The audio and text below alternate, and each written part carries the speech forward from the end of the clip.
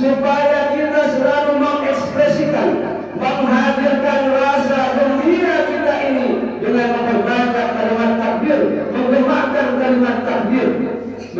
Allah Subhanahu wa taala mengatakan di dalam Al-Qur'an surat Al-Baqarah ayat 185, apa kata Allah, wa litukmilul iddata wa litukabbirullaha ala ma hadakum wa la'allakum tashkurun.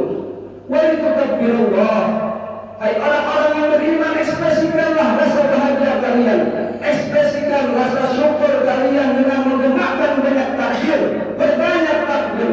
Maka kita ucapkan Allahu Akbar, Allahu Akbar, Allahu Akbar. Ala ma hadakum. Ekspresi takbir itu bukan hanya yang keluar dari mulut saja, tapi kata Allah, apa yang telah engkau capai selama bulan Ramadan, apa yang telah engkau raih selama pendidikan bulan Ramadan. Kemarin sebulan penuh umat Nabi Muhammad bergelut dengan hawa nafsunya, menahan hawa haus yang mencekik tenggorokan, menahan rasa lapar yang melirik perut. Tapi di pagi hari ini tibalah kemenangan untuk kita umat Nabi Muhammad sallallahu alaihi wasallam. Maka tidak ada kata yang pantas keluar dari dua belah bibir kita ini melainkan rasa syukur kita kepada Allah Subhanahu wa taala karena masih diberikan nikmat sehat wal afiat serta panjang umur, sehingga kita masih dapat berkumpul bersama-sama di pagi hari ini bersama keluarga kita, bersama orang tua kita, bersama saudara-saudara kita. Berapa banyak orang-orang yang ingin berjumpa di bulan Ramadan, mereka ingin sekali berjumpa di hari raya Idul Fitri, akan tetapi Allah Subhanahu wa taala berkehendak lain. Mereka lebih dulu dipanggil oleh Allah Subhanahu wa taala.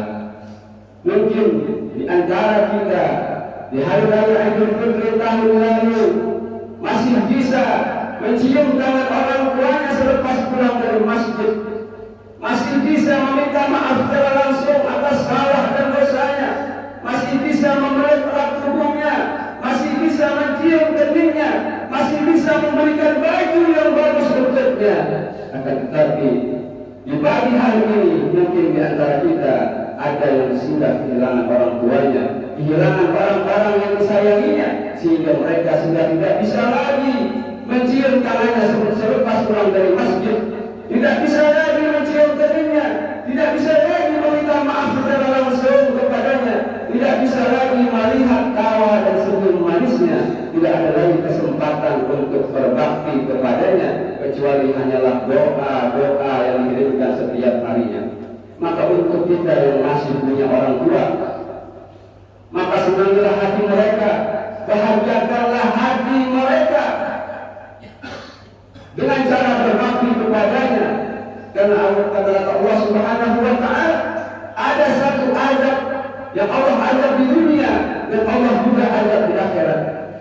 Orang-orang yang meminum minuman khamar, mereka hidupnya masih tetap tenang di dunia karena azabnya ditunda sampai akhirat. Orang-orang yang berzina, mereka hidupnya masih tenang karena azabnya nanti ditunda sampai akhirat. Tapi ada satu dosa yang dimana Allah azab di dunia dan Allah juga azab di akhirat. Apa kata baginda Nabi? Suatu ketika ditanya baginda Nabi, lalu baginda Nabi berkata, Man ahsabun nas bi husni suhbati. Siapakah orang yang paling layak mendapatkan baktiku ya Rasulullah? Lalu Rasul menjawab, ummuka. Summa ya Rasulullah, ummuka. Summa ya Rasulullah, ummuka. Ibumu. Summa ya Rasulullah, abuka. Bapakmu. Begitulah Allah memuliakan kedudukan mereka. Maka di momen hari raya Idul Fitri ini adalah momen yang bercampur segala rasa, rasa haru, senang dan bahagia. Allahu Akbar, Allahu Akbar, Allahu Akbar, walillahil hamd. Ma'asyiral muslimin, jamaah salat Idul Fitri yang dimuliakan oleh Allah Subhanahu wa taala. Maka pada saat ini kita sudah memasuki momentum di antara dua hal yang disebutkan oleh Nabi Sallallahu Alaihi Wasallam. Perkataan ini dikutip oleh Imam Bukhari dalam kitab Sahihnya dengan nada yang sangat luar biasa.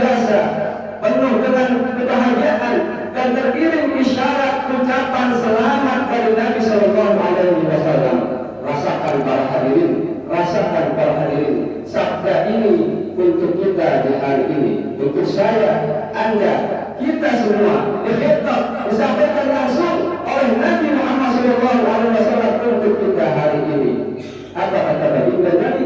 Bis-shaimi farhatan, lis-shaimi farhatan.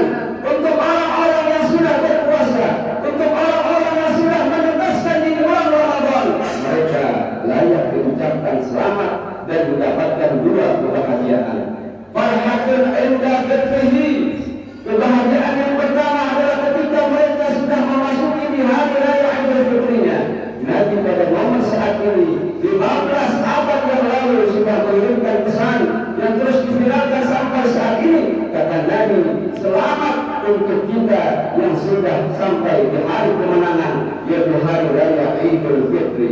Yang kedua adalah kebahagiaan yang sejati, yaitu farhatun inda liqa'a rabbi, kebahagiaan yang dimana kita membawa puasa bulan Ramadan dan membawa suasana kebahagiaan pada pagi hari ini dalam perjumpaan yang sejatinya, yaitu saat nanti kita berjumpa dengan Rabbul Alamin.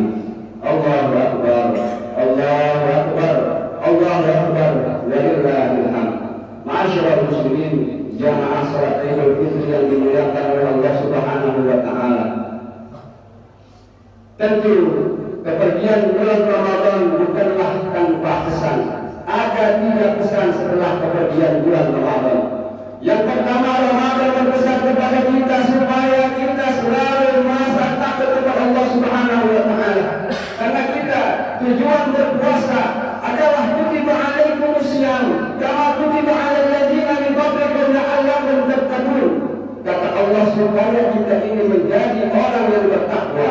Al-jannatu u'iddat lil muttaqin. Orang-orang yang bertakwa dijadikan oleh Allah Subhanahu wa taala suatu tempat mala ainun ra'at, tempat yang tidak pernah terlihat oleh mata, wala udhun sami'at, tidak pernah terdengar oleh telinga, wala khatara ala qalbi bashar, dan tidak pernah terlintas oleh hati dan pikiran, yaitu surganya Allah Subhanahu wa taala. Semoga kita semua setelah melewati bulan Ramadan ini, baru memasuki 1 Syawal, kita dapat meningkatkan kualitas ketakwaan kita kepada Allah Subhanahu wa taala, selalu merasa diawasi oleh Allah Subhanahu wa taala. Wa huwa ma'akum aina ma kuntum, dan dialah Allah senantiasa bersama kalian dimanapun kalian berada. Maka tidak ada satu celah pun untuk kita bermaksiat di atas muka buminya Allah Subhanahu wa taala. Allahu akbar, Allahu akbar, Allahu akbar, walillahil hamd. Yang kedua, Ramadan berpesan kepada kita puasa ditutup dengan membayar zakat. Kalau kita melihat rangkaian ibadah, pada hakikatnya adalah bentuk kepedulian terhadap sesama. Puasa hubungan kita dengan Allah Subhanahu wa taala, ujung-ujungnya kita disuruh membayar zakat. Pada Rasulullah sallallahu alaihi wasallam zakat al-fitri, Rasulullah mewajibkan kita untuk membayar zakat fitrah. Mengapa kita diwajibkan untuk membayar zakat fitrah? Supaya di hari ini tidak ada lagi orang-orang yang mengemis. Supaya di hari ini tidak ada lagi orang-orang yang meminta beri mereka uang, suruh mereka pulang. Karena hari ini adalah hari raya. Jangan sampai ada tetangga kita yang kelaparan. Jangan sampai ada tetangga kita yang tidak makan. Siapa tetangga kita? Berapa jaraknya? 40 rumah ke belakang, 40 rumah ke depan, 40 rumah ke kanan, 40 rumah ke kiri. Lihatlah mereka, tatap mata mereka, kenalilah mereka, apa pekerjaannya, berapa anaknya. Kalau sampai mereka tidak makan, kalau sampai mereka ada yang kelaparan, maka kita dituntut oleh Allah Subhanahu wa taala. Iman kita tidak dinilai hanya karena kita hitam karena saking lamanya bersujud kepada Allah Subhanahu wa taala, tapi iman kita dinilai dan dipandang oleh Allah ketika kita peduli terhadap tetangga kita. Laisa bil mu'min, bukanlah orang-orang yang beriman dan yajidu sal'anan, mereka dapat tertidur puas sedangkan tetangganya, orang sekitarnya masih merasakan kelaparan. Allahu akbar, Allahu akbar, Allahu akbar, walillahil hamd. Yang ketiga, Ramadan berpesan kepada kita agar selalu memperbaiki hubungan kita kepada Allah dan hubungan kita kepada manusia. Hablum minallah wa hablum minan nas. Bagaimana cara kita memperbaiki hubungan kita kepada Allah Subhanahu wa taala? Tentu dengan cara kita bertaubat kepada Allah Subhanahu wa taala, meminta ampun kepada Allah Subhanahu wa taala atas salah dan dosanya. Sebesar apapun dosa kita, ampunan Allah jauh lebih besar. Wa ja'a fil hadis al-qudsi 'an Allah 'azza wa jalla, inni astahi min 'abdi. Sesungguhnya aku telah mendapati hamba-Ku. Aku malu terhadap hamba-Ku. Yarfa'u yadayhi, mereka mengangkat kedua tangannya, fa yaqulu ya Rabb. Hamba ini berkata ya Rabb. Fa'artahuma, maka aku menghampirinya. Fataqulul malaikah, akan tetapi malaikat berkata, innahu laisa ahlan lighfirlah. Ya Allah, hamba-Mu yang satu ini tidak pantas untuk ampuni. Fa'aqul, maka Allah berkata, walakinni ahlul taqwa wa ahlul maghfirah. Akan tetapi aku adalah sumber pengampunan, sumber ketakwaan. Usyhidukum, saksikanlah wahai malaikat, ini terkafartu li abdi, sesungguhnya aku telah mengampuni dosa-dosa hamba-Ku. Semoga di hari raya Idul Fitri ini semua dosa kita telah diampuni oleh Allah Subhanahu wa taala, sebagaimana apa yang dikatakan oleh baginda Nabi, inna iblis laknatullah alaih, sesungguhnya iblis laknatullah yasifu fi kulli yawmin, mereka berteriak di setiap hari raya Idul Fitri. Fayastami'u ahluhu indahu, maka prajurit berkumpul di sisinya. Fayaquluna, maka prajurit ini berkata, ya sayyidana, wahai Garuda, man aqdharaka, siapa yang membuatmu begitu marah? Inna nukasiruhu, aku akan hancurkan mereka.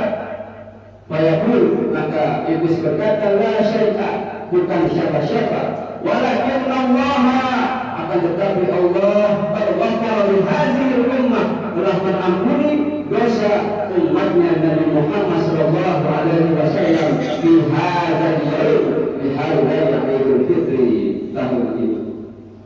Ma'asyiral muslimin, jamaah yang dimuliakan oleh Allah Subhanahu wa taala. Lalu bagaimana cara kita memperbaiki hubungan terhadap sesama manusia? Hari ini adalah hari raya Idul Fitri. Momentum saling kita meminta maaf jika kita punya salah, mungkin pernah menyakiti hati orang lain, mungkin pernah sumpah serapah, maka cepat-cepatlah kita meminta maaf kepada mereka. Meminta maaf bukanlah suatu kehinaan. Kalau kita meminta maaf bukanlah suatu kerendahan, karena manusia yang paling tinggi derajatnya, manusia yang paling mulia, pemimpin dari Nabi dan Rasul, yang mempunyai sayyidil mursalin wa imamil muttaqin, sayyidil khairil muhsinin, wal malakatu syamsuha, wal madra'u bi badri tuja, Nabi kita Muhammad sallallahu alaihi wasallam masih meminta maaf. Suatu ketika Nabi naik ke atas mimbar, lalu Nabi berkata, man kuntu yad'u lahu dhahran, siapa orang yang pernah bercampur pundaknya hanya dhahri, ini pundakmu silakan tercampur. Dan kuntu satamtu lahu ghibran, siapa orang yang pernah mencaci maki, ini harga diri Muhammad, silakan kau caci maki. Allahu Akbar, besarkanlah Allah, jangan sampai kita angkuh dan sombong. Allahu Akbar, Allah yang maha mulia, Allah yang maha suci. Rendahkan kita di hadapan Allah Subhanahu wa taala. Demikianlah khutbah yang singkat pada pagi hari ini. Semoga bermanfaat untuk khususnya Al-Fakir dan umumnya untuk kita semua. Barakallahu